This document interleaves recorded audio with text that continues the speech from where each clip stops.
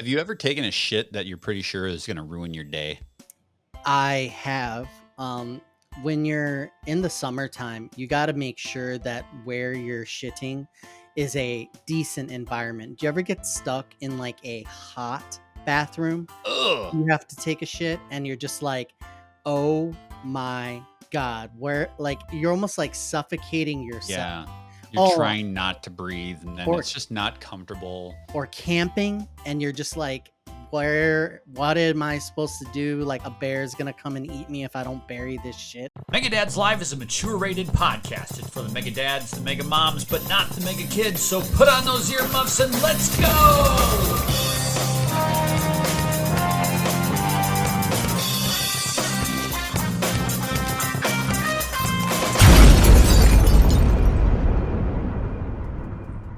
I take my morning dump, and I'm a very regular guy. Like Yeah. I will shit On the clock. on the dot, right? Yeah.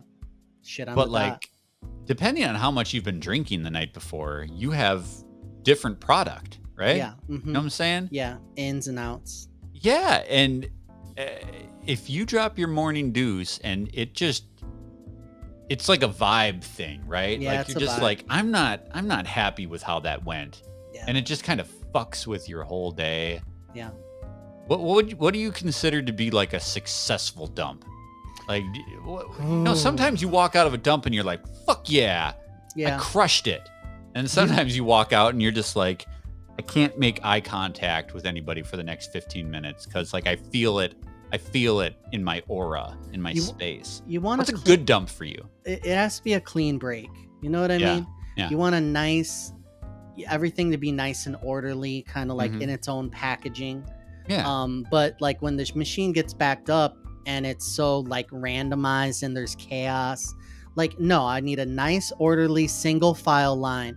When it's not single file and it's Uh-huh. just like everybody's trying to rush out to the It's like Black Friday at Yeah, Walmart and you everybody's don't trying to want get through that. the doors. Yeah, I like order here, I say. Like that's how I am with my shitses. It's 4th of July weekend. It is 4th of July weekend. Merca, God bless the stars and the stripes. our wonderfully, speaking of orderly, our wonderfully put together country that just seems to have it all worked out. Let's Yeah. celebrate the beautiful symbol of freedom that is. I can't. Yeah, I can't. it's hard. What the hell is happening with this goddamn country? My daughter, like, and I don't know where she got it, but she loves America. And I'm like, you've been in the school system, so something they're telling you. They're corrupting you somehow. Yeah, she's looking at the flag and she's like, Mhm. the American flag, the American flag. I love the American flag. And I'm just like, are you a fucking Trumper? Like, what the fuck is wrong with you? My fucking son plays the Star Spangled Banner on the piano. I'm like, stop it. Yeah, it's wild because, sadly, I don't know why this is, but people who display the American flag and who seem to be hyperly patriotic, unfortunately, have kind of like warped it and melded it with some like pretty disgusting racist. I think we're coming around, though. misogynistic view. I don't know. I think we're coming around. I think we're on that curve now where people like us, the left-leaning folk, are the patriotic people because we got like fucking Supreme have Court to be. justices who are Yeah. flipping the flag. Yeah, it's And like rebelling against it. the pendulum has gone back because just as you said, it wasn't that long ago where people who had the flag up in the yard were more about the other stuff, the icky stuff, right? Now they're abandoning the flag for the Trump flag. And then Right. it's like, let's fly it upside down. Let's do a "Don't tread on me" like shit or whatever, or the blue line flag, or all these So- flags. And it's so just now like, I okay. have this whole moral conundrum of like, do I need to put a flag out now to Yeah. show? You know what I'm saying? What's the flag situation? What's the vibe? What's our how- feeling on America right now? How Are- patriotic are you allowed to be, Oh. or should you be? I don't know. Independence know, Day is a Adam. very confusing time all of a sudden. Yes, it's like, what do I do? Am I allowed to eat a hot dog? You know, is it racist for me to wear my tidy whitey like themed where the American flag is patterned all over it? Am I allowed to grill this burger, or does that mean that I am anti-abortion? Yeah, like I don't know. what the fuck? I don't know. Can I put a slip inside in my yard, or does that mean I hate gay people? I don't know anymore. I wish that our country was more of what we grew up to be, like the ideals. It's like It we're the didn't good seem guys. this complicated when we were kids. Yeah, I mean, we were brainwashed a little bit, but it's like, Sure. and there are good things about the country, and our system is supposed to work, but it's being broken, and we all have to do our part. Let's get out there, let's vote, let's stand up for being sensible and the ideals that we had as children, the ideals that we know. America's supposed to be, you know, welcoming of people from different backgrounds. We're supposed to be accepting. We're supposed to be, you know, the land of plenty where you can make it if you, you know, work hard, etc. But so much of this shit has been warped and corrupted, and it's time for us to take it back. If we're just lazy ass, like pessimists about it, it's not going to change. So we got to do it. Do it for the fucking kids. Let's do it for the kids, Adam. Let's talk about some video games. This is the summer season. And as we're just talking about hot dogs, burgers, brats, things like that, I've been doing a video game sampler. Yeah. I've been playing so many things a little bit and just trying a little bit of everything. I've been gorging myself, getting my big fat American belly full of some great video games. So I'm going to walk through some of the things that I've been playing. Feel free to chime in if you've played any of these or if you're interested in doing so. The first game that I want to talk about is one that we were provided a code from Nintendo. It's called Princess Peach Showtime. Now, my kids have been playing this mostly because this is a game that is geared towards the kids, the younger set. This is like Mario Light for your youngins. Very easy, very streamlined, but it's got kind of a cool hook and aesthetic where you play as Peach in this theater setting, and all the levels are different acts. They're different plays or different shows.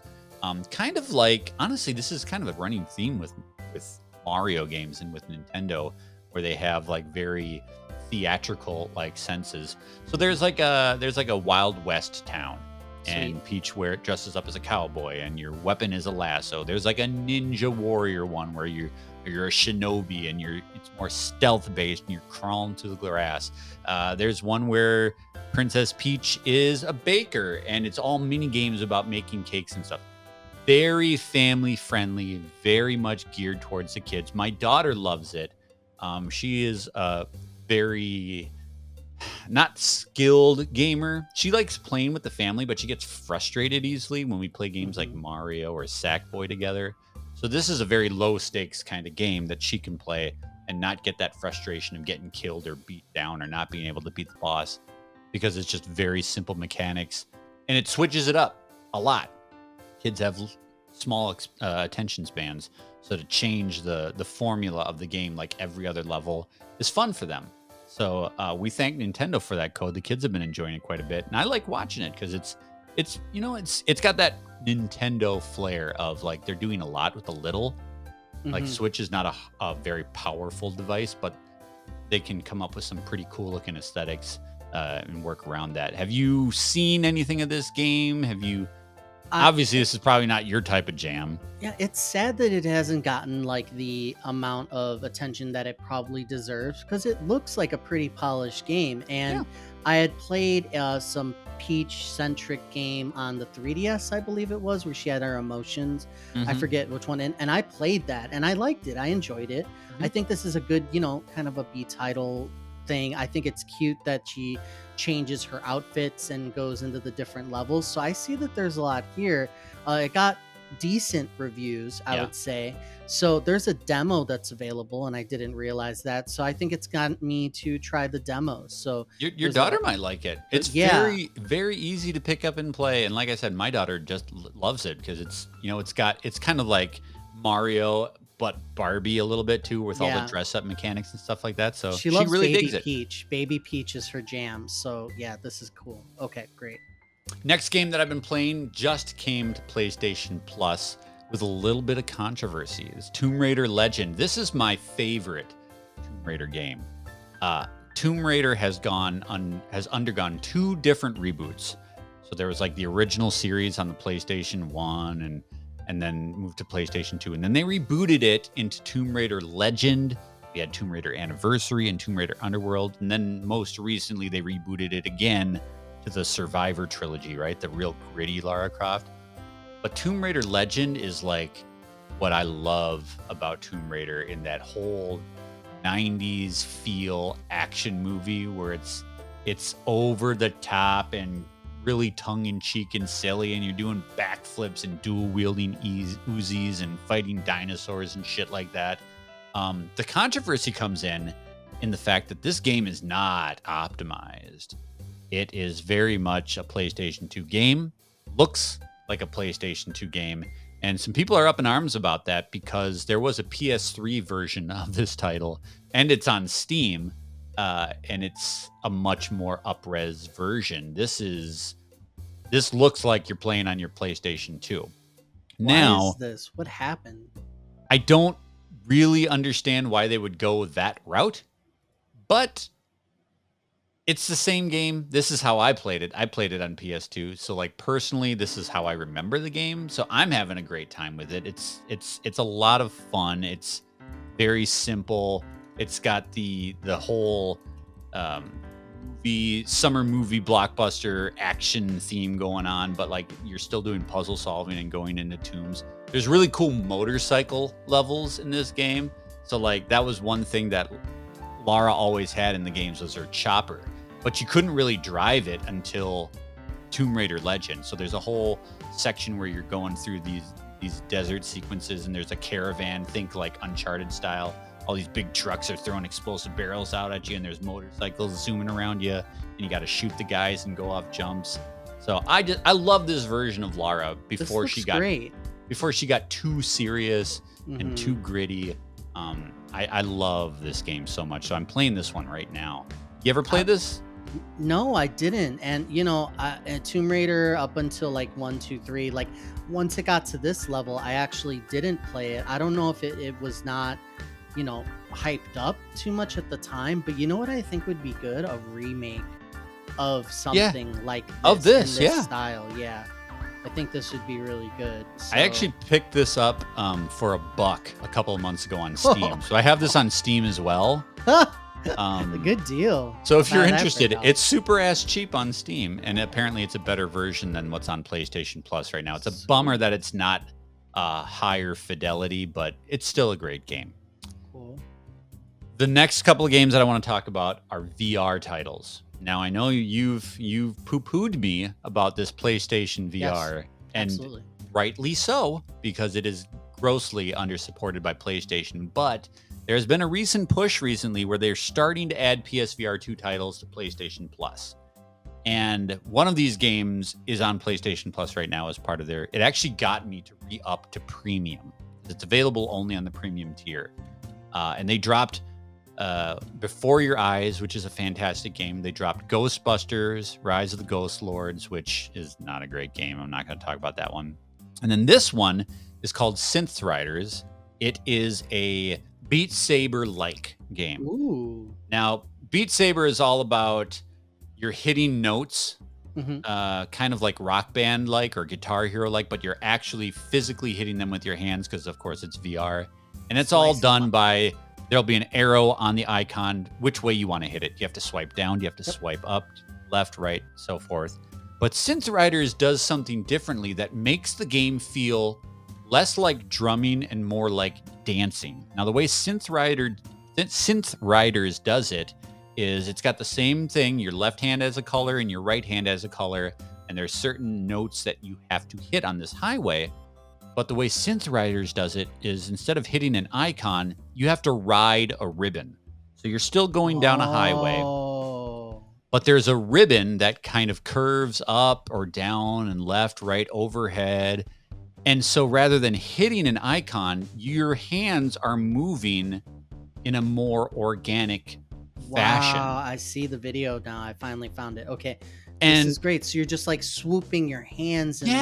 So there are still like icons within that ribbon that you definitely have to hit. But if your hand rides the wave, Right. you feel like you're dancing. And This looks cool. it's honestly a lot more game changing than I thought it would be. Like just looking at a video, it might not register how that feels so much different than Beat Saber. Mhm. But Beat Saber, you're whacking stuff and you feel like you're drumming. You're hitting on the beat. But in Synth Riders, you're just constantly moving your arms in a more organic way. And as that music pulsates, and this is like synth music, right? This is like 80s retro synthwave kind of stuff. It just feels like a much more fluid experience. It's not radically different. You're still doing the same basic thing, Yeah. but the way they have you ride the wave, it's fun. It's a lot of fun. This is free as part of, not free, but it's part of PlayStation Plus Premium right now. And I really dig it. And it's got one of my favorite bands on there, The Midnight. I've talked about those guys before. A lot of really great like 80s inspired synthwave music. Same kind of thing with Beat Saber. You can get DLC and buy new tracks and things like that, but it's a fun experience, especially at no additional cost. I really dig it. My kids like it quite a lot too. They're huge Beat Saber fans, and this mixes it up just enough that it provides a different kind of experience. Sweet. Last game that I want to talk about. Dun-dun-dun. I'm at work the other day. My kids are off of school for the summer, and on my Apple Watch vibrates with a notification that Resident Evil Village VR is ready to play. What? And I say to myself, Self, you're not at home downloading games on your PlayStation, so that only means my 10-year-old downloaded Resident Evil Village VR. How much was that? Free. Oh, okay, good. I gotta say, before I jump into the actual game, the fact that Capcom has given their last 3 main entry Resident Evil games the full VR treatment, 7, 8, and then 4 remake in VR for free, the full fucking game. That's outstanding, especially with Resident Evil 4, because that's not a first-person perspective game. They rebuilt that game for VR for free. So getting back to this experience, I texted my son and I said, "Are you out of your mind? You're going to pee your pants." He's played Resident Evil with me. He's played 6. He's played 4. And those are more like action movie experiences. I don't know if you've played Resident Evil Village, but this shit is fucking scary, right? Yeah. And then you put that Zombies in and VR. Werewolves. In your face, jump scares, shit just jumping out of the shadows at you, vampires, things like that. I come home from work and he's already a good 2-3 hours into the game. Uh-oh. He's going through it. So when did he get brave? What happened? He's showing me that he's like, "Can I show you where I'm at the game?" And I'm like, he's going to be in the opening area. There's no way. He's already in Lady D's castle. The big, tall, 9-foot tall vampire lady. He's in her castle, which is a considerable portion into the game. And he's playing it, and he's exploring the dungeon, the wine cellar, which if you've played this game, you know it's inhabited by fucking sickle-wielding monk vampires. Just super creepy, right? And he's playing this segment, and I'm watching him, and his hand is trembling. And he's got the headphones on, and he's scared to death. Exactly like I thought he would be. And he pauses it, and he's like, "Can you do this for me?" And I look at him, and I'm like, "Fuck no, I'm not get out of doing here, this. kid. Are you out of your mind?" Yeah, I didn't sign up for this. But he's like, "I really want to play through the game, but I'm too scared to do this part." So I'm like, "All right, this is how you play a horror game in VR." So I put the headset on. I don't put the headphones on. And I proceed to blaze through this level like I am on cocaine. I am running as fast as I can. Trying to get through it. You don't want to get. I'm not giving this game a chance to jump scare me. Hell no. Anything comes out at me, I'm pulling my pistol out and I'm cracking jokes, and I'm Will Smith in Bad Boys, right? Like I'm popping this motherfucker and I'm taking my knife out and I'm jabbing him in the butthole with my knife. I'm playing it like it's a comedy. Got it. And once he realized that you have to play a horror VR game on your own terms, now he's just blazing through this game and he's got no problem. He's cracking jokes. He's making it silly and fun. Yeah. no headphones to allow the atmosphere to get to you. But what I'll say about this game, and what's so impressive, is just how great the feeling of being in that combat situation in a Resident Evil experience in VR. Pulling the shotgun off your back and popping a zombie at point blank range and watching his head explode, and then feeding the shotgun shells in and pumping it up, and grabbing your pistol and aiming down the sights, grabbing your knife off of your wrist, all of the Resident Evil stuff that you love. But in VR, it is so solid. And it's a thrill. It is an absolute thrill ride to be in 3D in VR, to have guys get in your face. And people forget that VR is 3D, right? So like to have that monster come at you in first person it's an absolute trip. If you can get over the scares. Yeah. This game is very scary. Immersive gaming is it's great. It is great when they can do it, all that, like all your senses, your peripherals, take in the audio, like the 3D audio, like that is sweet. Yeah. But it is also just an absolute shame that we have this excellent platform that is being underserved. Like Capcom has given us some really great experiences on it. We need more stuff like this. Elliot's playing through it. He's having me help him every once in a while. And I immediately downloaded Resident Evil 4 VR because once we're done with 8, I can't wait to experience Resident Evil 4 in VR, which is just a bombastic action experience. What's your take on the new Resident Evil remakes? And would you do something like this in VR?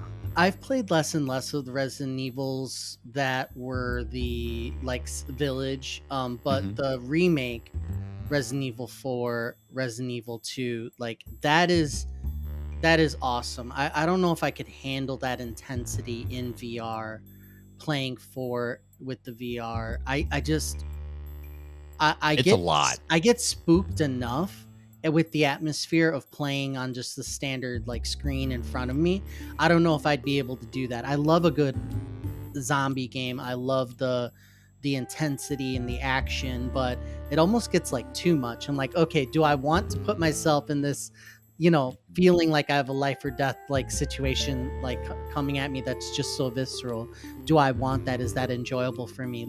I sweat bullets when I'm playing an intense part as it is on consoles. So I'm not sure. I'm not sure if it's for me. It's also, it adds that extra challenge of when you're playing Resident Evil proper, you push a button to reload. Yeah. When you're playing it in VR, you have to eject the magazine, pull it off of your hip, slide it in, then cock the chamber before you can start shooting again. Yeah. That gets intense when you got a lot of, monsters barreling down on you, but Capcom has really delivered an excellent experience. So if you do like that kind of thing, these are free updates for the base game. Sweet. They're outstanding. So that's been my summer, man. Like you said not that long ago, it's kind of like a lull period. Mm-hmm. And I was looking for that next thing to play after Final Fantasy VII Rebirth. And I've just been sampling. You ever do that where you just kind of Absolutely. You just jump around a little bit, see what's going on over here. What did I miss? And that I thought that there was going to be things that were available now and surprise, this thing is out in, June. But July, August, it looks like a lot of stuff is coming holiday. A lot of stuff is coming holiday and early next year, if you believe these release dates. So a good time right now to catch up on a backlog or try something new, something that Adam recommends. This is a good time. Do you have any Game Pass quick recommendations for people to sample? Because that's the ultimate way to sample, right? Well, yeah, I've been going on and playing things here and there. There's this game called Little Kitty Big City. Oh, and yeah. That looks cool. It's like a sandbox where you play as a cat and you have the basic abilities of jumping around and scratching at things, and it's almost like a cross between a Untitled Goose Game and a sandbox adventure platformer. and you're collecting things, you're doing cool cat things like just messing with people, knocking stuff down, trying to hunt a bird, and just there's something about the gameplay, the solid controls that hooked me, and just the cute kind of like all you're doing is throwing these pots on Doing the kitty floor stuff. and doing little kitty stuff, and it got me. Like you can do more and more and unlock more of the city, and you're trying to get back home, but it's more about the distractions along the way and the little mini games that you're supposed to accomplish. And it's good. I would say that it is a good game, especially maybe for the younger crowd. And it kept my attention for a good 3 hours. I was like doing kitty stuff before I walked away from it for quite a bit. So big kitty or little kitty, big city. Big titty in the city. In the kitty cities. All right. Well, that sound is the caboose. That means it's the end of this episode of Mega Dad's Already. Live. Wow. We're breezing through it, man. It's so much fun. I mean, I got to go out and celebrate America. I can't be here all day. Absolutely. My recommendation for you, I'm not a guy that has ever been good at cooking. Ever. No. I'm terrible at it.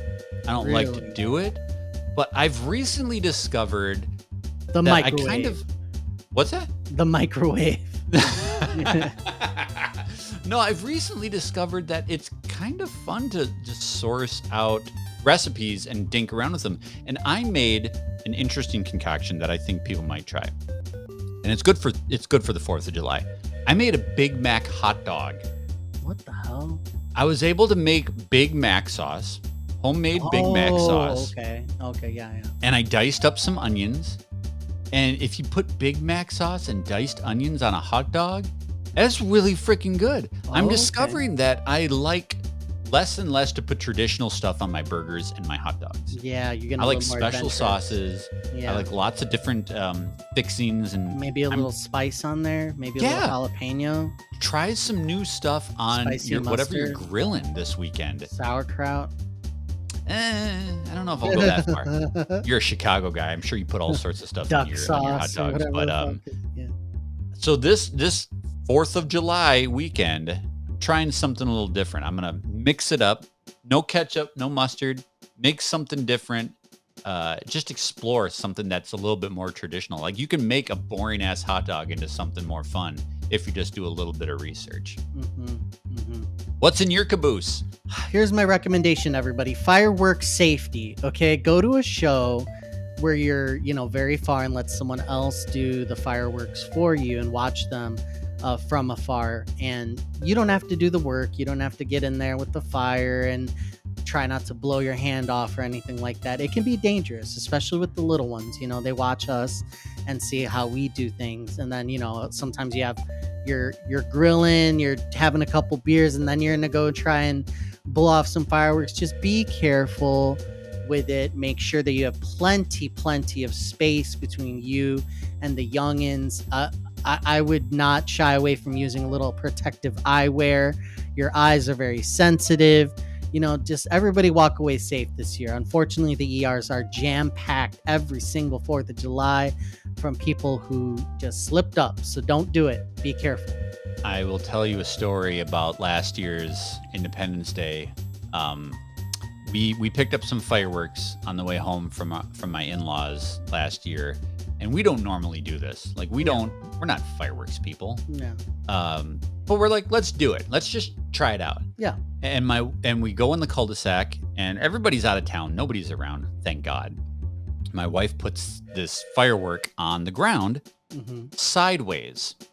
And she lights it, and it proceeds to spin in circles and shoot out projectiles. Holy shit. Like a fucking helicopter, right? Yeah, you don't know what it was gonna do, right? First of all, you're supposed to put it right side up. She didn't know which way right side up was, so she accidentally laid it on its side. And this thing just starts spinning and shooting fireballs into our neighbor's driveway. It shot one right at me. I jumped and probably 3 inches away from this thing hitting my ankle. And I jumped, this thing just fucking zoom right by me. Wow. My wife, she's like, I'm done. I'm not lighting another one. You handle it the rest of the night. we're not doing any more of these going forward. Yeah, you It was gotta be fucking careful. hilarious because she just about burnt down the whole neighborhood. Yeah. And you ain't joking. Like, people should not be allowed to buy this stuff. I'm an idiot. I don't know how to do this. Could totally burn down the neighborhood. Let the professionals handle I it. saw a video yesterday of this guy. He's sitting at a table with a tiki torch like thing, and it's just sitting there. It's like on the table, tiki torch, like, you know, small, and then it's starting to get bigger, and he's like reading or something next to it, and all of a sudden, boom! This thing blows up, shoots in the air, and he's just like, whoa, like startled. And then it comes right back down and it just explodes all over the table. And if you believe the comments, which I did believe the comments, they're like, oh yeah, this manufacturer who does tiki torches, but also other things with like flammables, got an order wrong and put the wrong mix in the wrong thing. And then this house supposedly caught on fire and burned down over this thing.